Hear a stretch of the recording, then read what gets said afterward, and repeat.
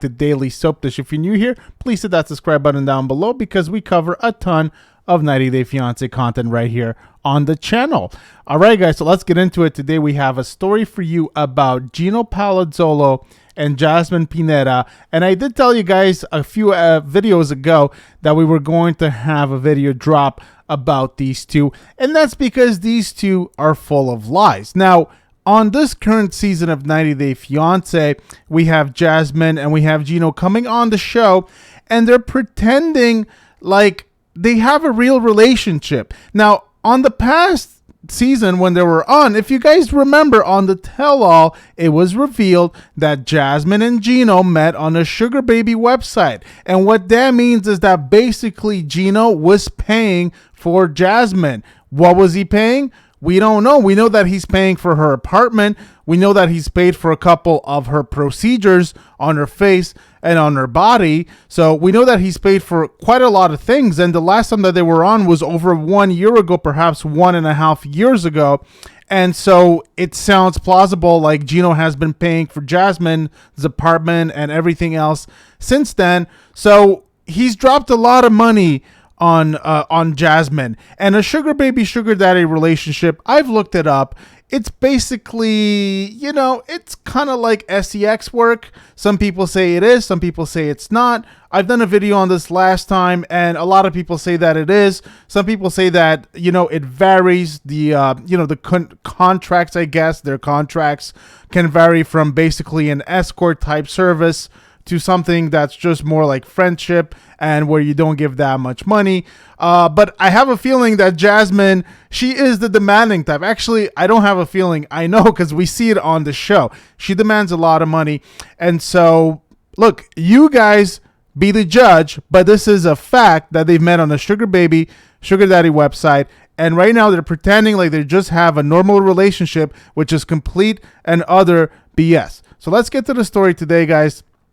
Well, that's the story, but there's going to be a few parts to this video. So, number one, we're going to look here at an IG post from 90 Day Chisme account on Instagram, and they have some screenshots, and I think this deals with the drama that we had last time, so perhaps this is a bit of a refresher, but I still think that it's pertinent because a lot of people are forgetting, and Jasmine and Gino are trying to whitewash all of this shady history. So let's take a look at what this says right here. I don't know if you guys can see it. It might be a little small. So it says here, this is a conversation between Jasmine and Gino's ex. I don't know if this is from the last time they were on, but we can just see what Jasmine says here. So I don't think we have anything to chat about, and I trust Gino. He has not communicated to you. If you're approaching us for fame, just go away.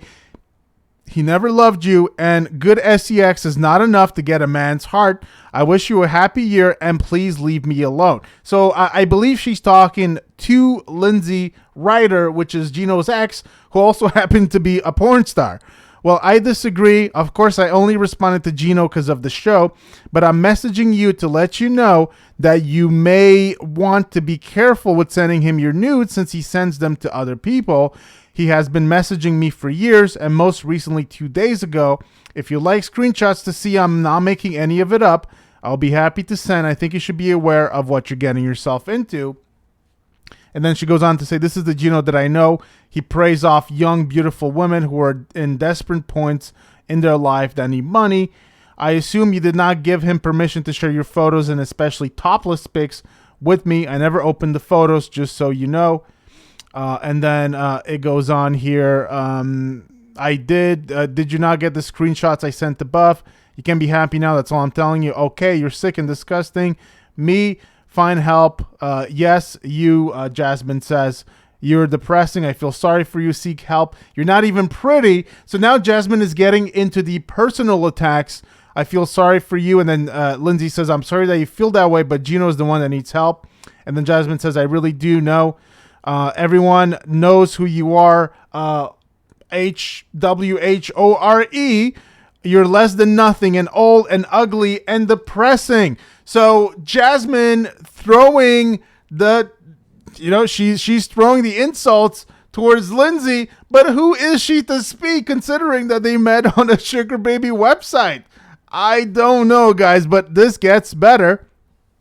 I prefer to die than to be you. Look at me, young, pretty, intelligent. And then there's you, a piece of old meat. I'm sorry for you seeking attention, but you're old.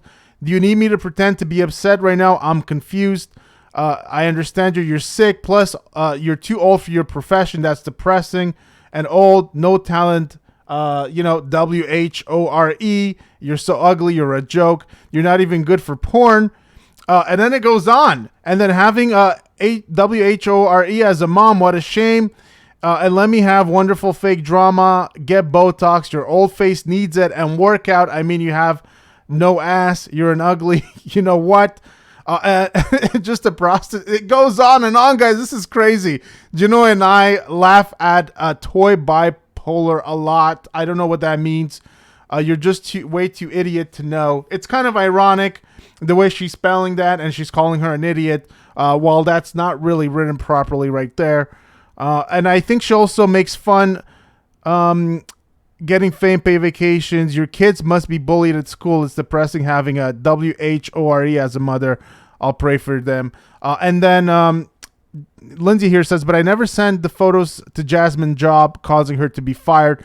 And Gino only has relationship experience through hiring SEX workers, but hates them. And in his delusional mind, he believes they're actually his girlfriend and not into him just for the money. When it's clear it's about the money, he gets mad. Typical incel. There's a lot I could say, but I'll just leave it with this. Here's the reality of what happened after I let Jasmine know about the photos and what Gino is really like. Never posted her pics or sent them to anyone. I wonder why the other group deleted my post.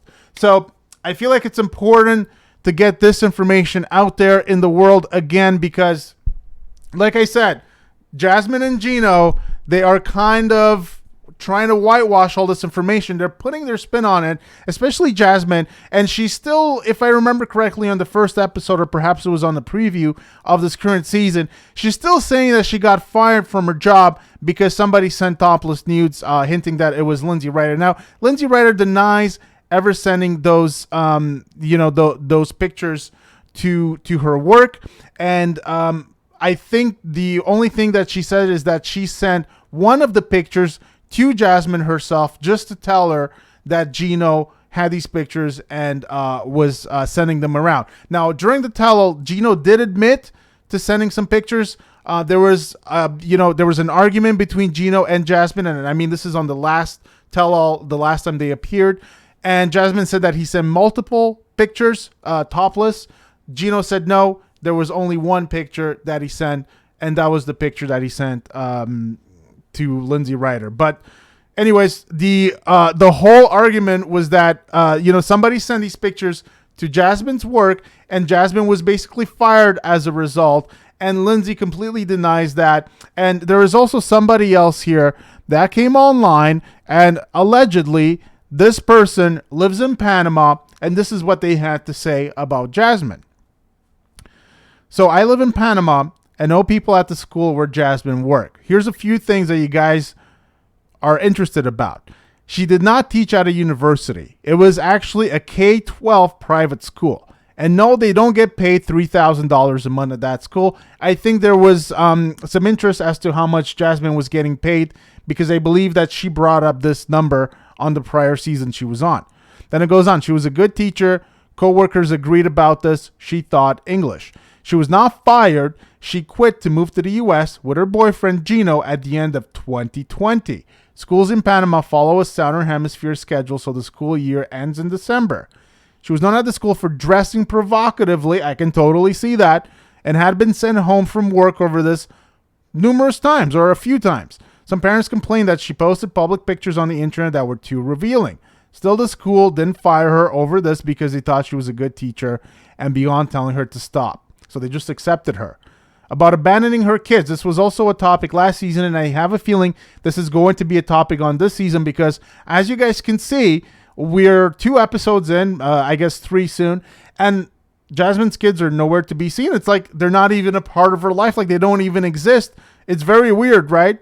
So this is what this person said. I personally do not see it as abandoning her kids at all. Panama had some of the longest and strictest COVID measures and lockdowns in the world during COVID. Children suffered. The COVID restrictions and lockdown measures were basically only enforced in Panama City Anyone who had the ability to leave the city left, because in the other parts of the country and beach areas, you could go outside. If I were in her situation and could send my kids to Boquete Chiriqui, where they could go outside, I would have made the same decision. The Christmas toothbrush storyline does not make sense and seems made up. Like I mentioned, there were very strict quarantine measures in Panama. In Christmas 2020, when this was supposedly filmed, there was a complete lockdown before and after Christmas. People could not leave their apartments at all, so this could not have been filmed then. Even though people were allowed out of their apartments during Christmas Day, no one could travel between provinces. So this is just to debunk some of their prior claims, because, you know, a lot of people were asking about Jasmine's finances, right? You know, where are the kids, right? She has 2 kids. We never get to see them, right? So it was all kind of weird. Now, I did want to go to, okay, so this was another piece about her getting fired from the job, but we covered that. So we're going to skip that. Jasmine Howard. Oh yeah, this was also funny, guys. So like I said, we're just going through all of these things. Some of these things, it's information that you already know, or maybe you forgot. We're just digging it up again, or perhaps you never knew it. So it's very useful because, like I said, this season, Jasmine and Gino, they are portraying a very, you know, a whitewashed version of their love life, right? They're a sugar baby, sugar daddy relationship. And basically, Gino pays for Jasmine, right? That's the relationship that they have. They don't portray it as such. They try to make it seem like they're just a normal girlfriend and boyfriend relationship, just wanted to get married, just wanted to live happily and everything, which is just not the case. It's just false. So Jasmine said she had no idea she was on a sugar baby website when this information came out during the last time they were on.